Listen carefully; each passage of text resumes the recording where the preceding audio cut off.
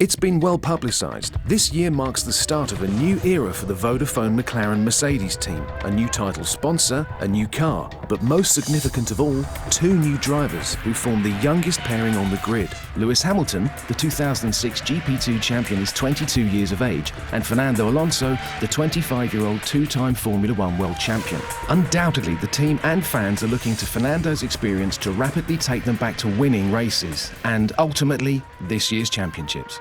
Yeah, I'm looking forward to this 2007 championship. I think it's a new challenge for me. I joined the Vodafone McLaren Mercedes team, and I'm really looking forward. It has been a big decision in my career to switch team, and I'm extremely motivated for this new challenge. And I just want to repeat the success I had in the past now with this new team, and I think we can do it. Targets at the beginning of every championship is to win and to finish in front of everybody. Will be a tough competition always. Our close competitors are really strong, as we know already. At the beginning of the season, you must be optimistic. There is no way to think in a bad result, and I think if we all focus in the target to be world champion again, I think will be one of the possibilities. In the high-tech world of Formula One, getting the most out of early testing, understanding the new car and maximising its potential prior to the season's first race can be the difference between winning the championships or being also-rans. With new engines, aerodynamics and tyres, it's a whole new learning curve for all team members, from mechanics and technicians through to management and drivers. But it really is the drivers that must maintain their focus and remain motivated throughout the long winter test days.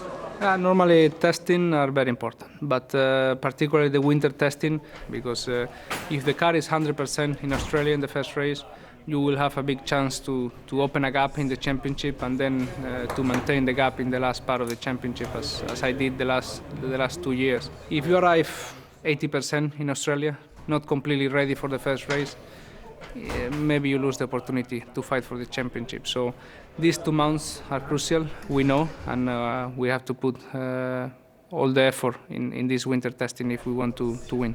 With the added pressure of being a double world champion, Fernando has the expectations of his new Vodafone McLaren Mercedes team firmly resting on his shoulders for the opening race in Melbourne. The Spaniard is only too aware that the spotlight will be constantly fixed on him and the number one car for this season. When you win 2 championships, so obviously the expectation when you are in the track is much higher. And anything you do, even in test session, in practice, in qualifying, in the race, is looked really closely. And you cannot do any big mistake now. But I cope with the pressure quite well, and I prefer to have that pressure than to be never world champion and have no pressure in my shoulders. And for Alonso, the change of team for this season must surely be a huge motivating factor in maintaining his position as the number one driver in the sport.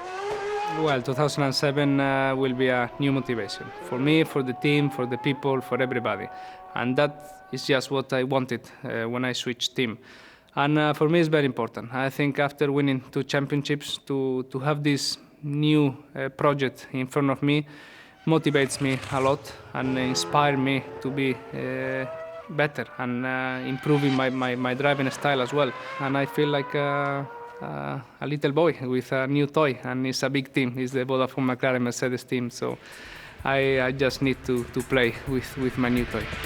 And there's no better playground than the Australian Grand Prix in Melbourne to demonstrate the ability and speed of Alonso's new toy. This year's car, the MP422.